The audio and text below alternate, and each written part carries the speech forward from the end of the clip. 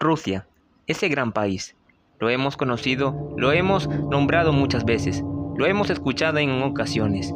Y es un país bastante fascinante, lleno de historias que van más allá de la imaginación, pero que también son importantes recordar. Entre tantas historias, entre la Unión Soviética, su disolución, la Segunda Guerra Mundial y más, se encuentra una en especial, el evento Tunguska. Si bien ese es un momento histórico ocurrido hace más de un siglo de fecha de subido este video, sin embargo, a pesar del tiempo, sigue siendo un motivo y un tema de qué hablar en numerosas ocasiones, y eso nos demuestra claramente lo vulnerables que somos frente al cosmos, lo incomprensible que es, pero también lo inesperado, lo que puede resultar ser nuestro propio vecindario planetario, y en eso se demuestra claramente en lo que ocurrió en ese día. Era el 30 de junio de 1908, 17 de junio en el calendario juliano ruso. Es entonces el siglo XX, el siglo pasado, estaba en sus primeros comienzos. Si bien el siglo XX, aunque ya había comenzado oficialmente, habían pasado apenas 8 años de haber iniciado. Desde entonces, el siglo XX empezaba a ser un siglo bastante dinámico, un siglo en el que muchos eventos ocurrirían. Y ese día, más de que eso, sabía claramente que ese sería un día especial más en el siglo XX. Pero lo que sí es destacable es que tanto en todos los lugares había un lugar especial, la taiga siberiana oriental, en Rusia, un lugar reconocible en este enorme país, el más grande del mundo. La taiga siberiana es uno de los lugares que más se conocen en todo el mundo, no solamente por el hecho de ser vegetación pura, sino también por ser un lugar donde la vegetación y donde el ecosistema se mantienen. Diversos animales, diversas faunas y diversos organismos se viven y conviven allí. Ubicada a orillas del río Podkamenaya, en Tunguska, en la gobernación de Yeniseisk, el actual krai de Krasnoyarsk. En este lugar es donde se ubica la parte oriental de la taiga siberiana, y es un lugar bastante extenso de bosque y de fauna y de flora en su pureza máxima. Si bien la taiga siberiana es un pulmón natural en Rusia, y de hecho es uno de los grandes pulmones en todo el mundo, por lo que la producción de oxígeno en este lugar es enorme. De hecho, es uno de los lugares con la mayor concentración de oxígeno por obvias razones. Si bien la taiga siberiana, a pesar de ser un bosque bastante extenso y llamativo, mantiene sitios en donde el acceso es muy complicado. Por esa razón, no es completamente inaccesible en ciertos lugares, y si en caso se lograra hacer, solamente sería con ciertos reglamentos y con complicaciones serias. Pero todo eso estaba en su normalidad, todo iba bien y todo como estaba hasta que de pronto algo ocurrió, algo inesperado que pasaría a la historia.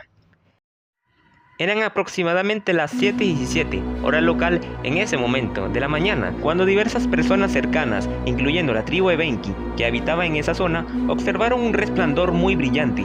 Algo se incendió en el cielo, era muy luminoso, explosionó y luego emitió una onda de choque y asimismo sonidos como de truenos y explosiones muy fuertes. La explosión fue tal que incluso ocasionó un gran desastre a su alrededor a la redonda. Según los registros, emitió un destello de luz azulada, una onda de choque, un sonido semejante a artillería, un temblor de magnitud 5.0 de la escala de Richter y una energía equivalente a entre 3 y 30 megatones de energía explosiva.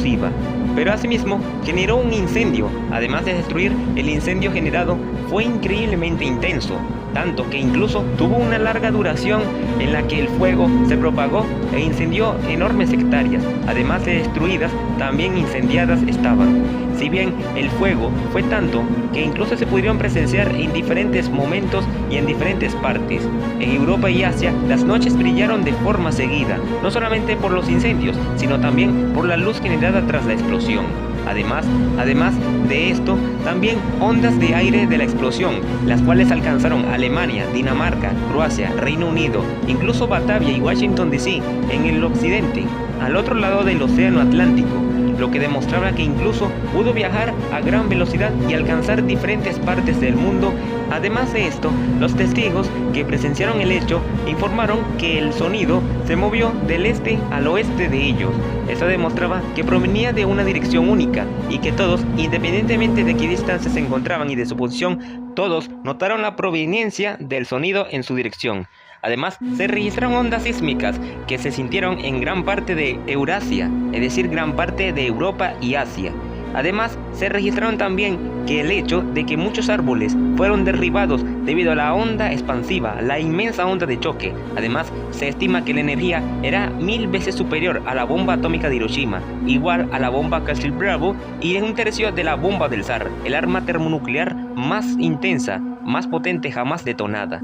Además, el incendio generado demostró claramente de que al parecer la explosión había sido tan energética que habría generado un calor inmenso. Ante esto, diversos periódicos locales se aventuraron a recoger datos, testimonios y algunas fotografías para documentar el hecho, el cual estaba dando de mucho de qué hablar. Y con el pasar de los años, diversos testimonios empezaron a surgir. A continuación daremos algunos. Testimonio de Semenov.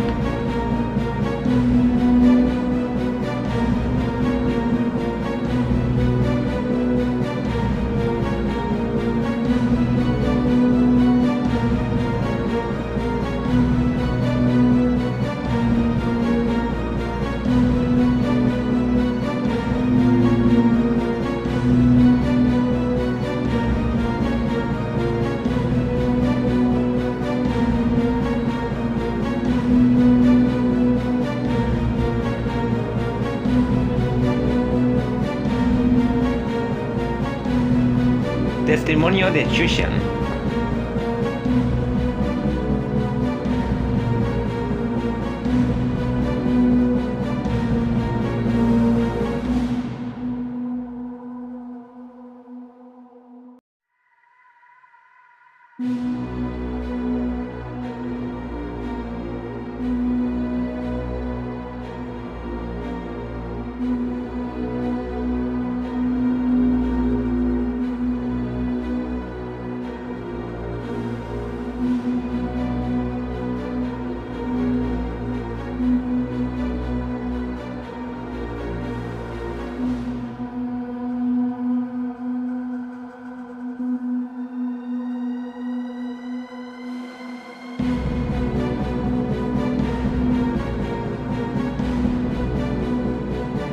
Periódico Savir.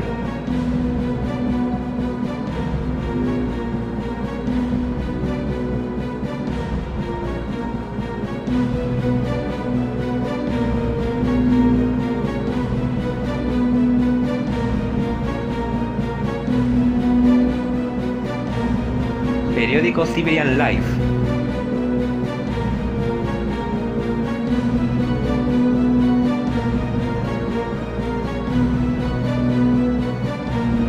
Periódico Krasnoyarsk.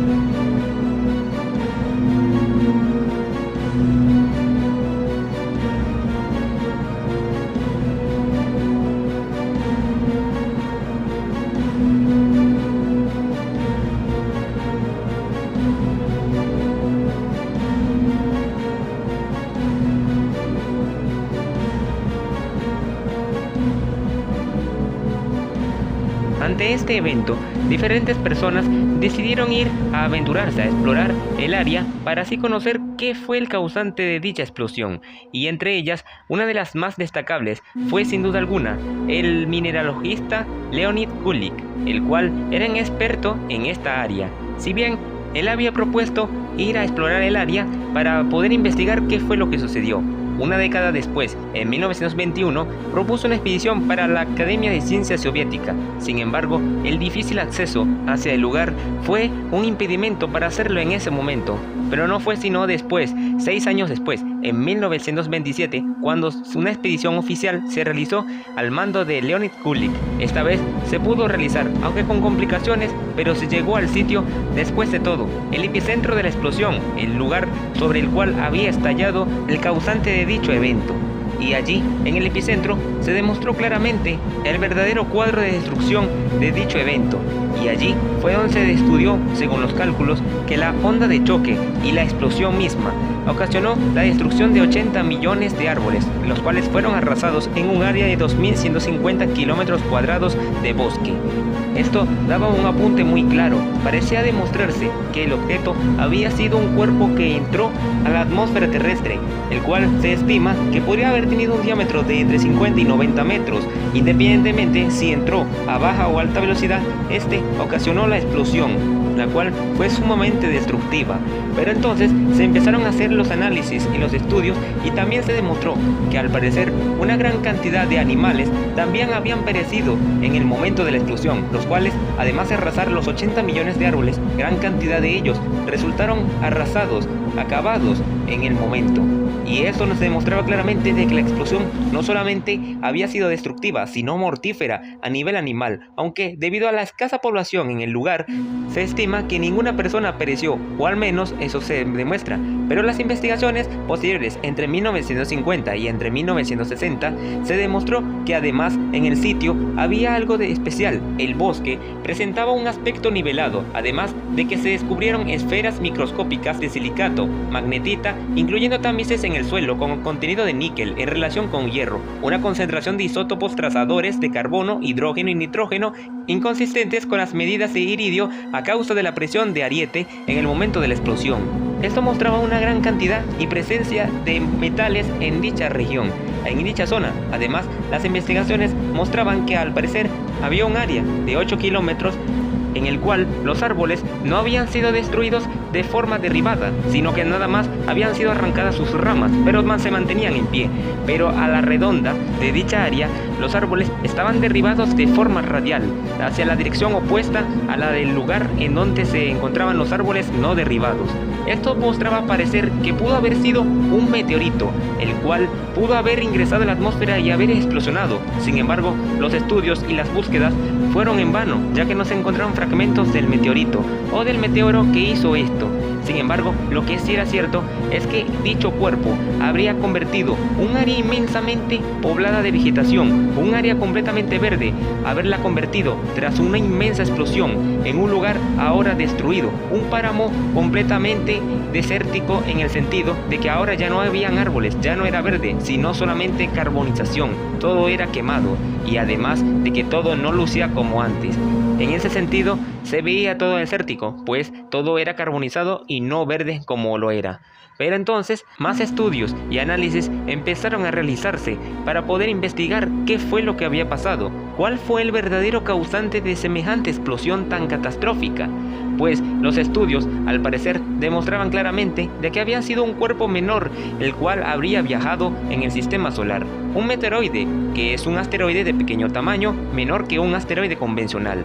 Este habría viajado por largas distancias en el sistema solar interior, y después de tantos acercamientos a la Tierra, pudo haber entrado definitivamente en rumbo de colisión con nuestro planeta, y este, por supuesto, se convirtió en meteoro al ingresar en la atmósfera terrestre de nuestro propio planeta. Este, por supuesto, al igual que todos los meteoros y todos los cuerpos que ingresan a la atmósfera, estos se sobrecalientan, se fragmentan y luego se queman. En el caso de este meteoro, al parecer, su enorme tamaño habría permitido sobrevivir unos instantes más, pero pudo haber llegado un momento en el cual no pudo resistir la fragmentación y la desintegración, y este terminó desintegrándose, pero que al parecer lo habría hecho en una inmensa explosión, la cual había generado una inmensa energía superior a la equivalente a una bomba atómica arrojada sobre Hiroshima, mucho mayor, como lo dijimos anteriormente, incluso igualar a la de una bomba de hidrógeno. Esto demostraba claramente de que al parecer había sido un cuerpo enorme, tal como los estudios indicaban. Este había viajado, había pasado por diferentes regiones hasta finalmente desintegrarse y ocasionar dicha explosión. Sin embargo, las teorías siguen y son muy variadas. En 1930, Fred Weibel demostró que pudo haber sido un cometa, ya que podría haber sido el motivo por el cual la explosión se vio azulada, debido a la evaporación del hielo, según los testimonios de las personas que observaron dicho evento. Pero en 1983, Zdeněk Šeňána demostró que pudo haber sido un asteroide debido al hecho de que la desintegración era convencional a la de un asteroide rocoso o carbonáceo, o también de silicatos, lo que explicaría la enorme energía liberada en la explosión. Pero en 1978, Lubor Kresák demostró que pudo haber sido un fragmento del cometa Encke. Este cometa, además de ser el cometa con el periodo más corto observado en un cometa, además es el progenitor de las Beta Tauridas, una lluvia de meteoros producida entre el 28 y el 29 de junio. y eso concuerda claramente por el hecho de que la explosión se produjo el 30 de junio de 1908, además de que para ese entonces el cometa Encke, además de ser el cometa con el periodo más corto, había pasado ya seguidamente cerca de la Tierra. Esto podría explicar que el meteoroide, al parecer, habría sido un fragmento desprendido de dicho cometa y que luego, tras viajar kilómetros, interceptó la Tierra, estrellándose contra su atmósfera. En 1970, investigadores rusos propusieron que pudo haber sido un cuerpo de hierro, un asteroide metálico. Esto debido a la energía liberada en la explosión, ya que un cometa o un asteroide pedregoso, al parecer, se había desintegrado o evaporado muy rápido. Entonces, un asteroide de hierro habría generado la inmensa explosión, además de la presencia de metales en dicha región de la explosión. Pero además, los descubrimientos iban más allá. El lago Checo, según la Universidad de Bolonia en junio de 2007, al parecer podría ser un cráter de impacto, el cual puede haber sido un fragmento del meteoroide que impactó en esa región. Sin embargo, la edad del lago podría ser mayor al momento de la explosión, pero además las teorías iban todavía mucho más allá. También se cree que pudo haber sido otras causas. Por ejemplo, entre 1940 y 1950 se explicó que pudo haber sido una explosión por aniquilación de antimateria, la cual habría ocurrido muy cerca de la Tierra y tras el encuentro con la materia generó una explosión inmensa que afectó incluso la taiga siberiana. Pero esto no concordaba debido a no encontrarse radiación en el lugar de la explosión. Pero además también se explicó en 1973 que pudo haber sido el traspaso de un pequeño agujero negro en la Tierra, el cual, viajando a velocidades relativistas, cruzó entrando en la taiga siberiana y pudo haber salido, según la dirección y el cálculo, por el océano Atlántico, ocasionando la explosión. Sin embargo, no se encontró la salida por el océano Atlántico, por lo que todo concuerda que, al parecer, según las pruebas dadas más contundentes, de que pudo haber sido un meteoroide, un meteoro que ingresó en la atmósfera de nuestro planeta. Y desde entonces, todo ha concordado de que al parecer todo parece indicar que fue un cuerpo menor, el cual proveniente del espacio, el que hizo una explosión tan semejante, más fuerte de lo que podría hacer incluso un arma nuclear convencional en nuestro planeta. Y esto nos demuestra claramente lo vulnerables que somos entre todo el universo y en nuestro propio sistema solar. ¿Y qué hay después de este evento? ¿Qué sucedió después? Pues todo ha ido con normalidad, ha seguido su curso. Como todo fenómeno o como todo evento catastrófico, todo tiene su momento de calma después. Desde entonces, la taiga siberiana, el lugar en donde la explosión ocurrió, se ha ido recuperando significativamente. Sin embargo, todavía quedan secuelas de dicha explosión, pero todo sigue con normalidad creciendo. Y desde entonces, Rusia sigue siendo un país igual.